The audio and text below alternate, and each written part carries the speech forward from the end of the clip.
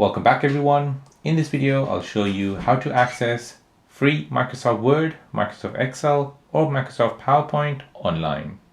So if you've looked at the prices of Microsoft product and you find it very expensive, then let me show you a free way of accessing Word, Excel, or PowerPoint online.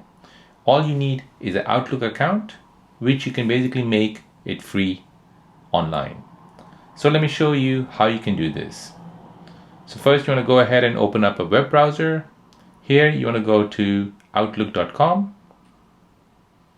And as you can see, you can access Word, Excel, PowerPoint, Microsoft Defender, OneDrive, and Microsoft Team. You've got Microsoft Editor and Microsoft Designer.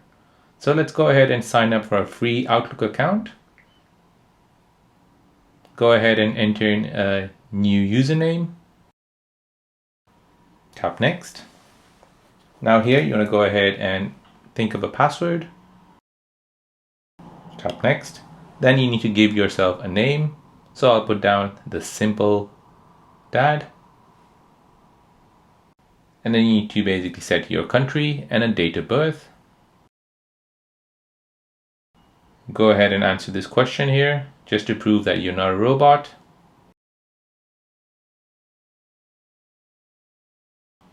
Now once you're done, it'll ask you if you want to stay signed in. So I'll just put down yes. And now you've completed the sign up process for our Outlook account. Now once you're signed in, this is your Outlook account where you can basically receive emails. However, with this Outlook account, you also have access to Office 365 apps such as Microsoft Word, Excel, and PowerPoint.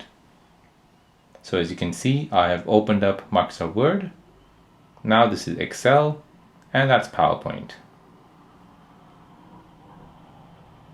So all the files that you create over here will stay online, it'll stay in your OneDrive, and you can basically access it anywhere in the world where you have an internet connection.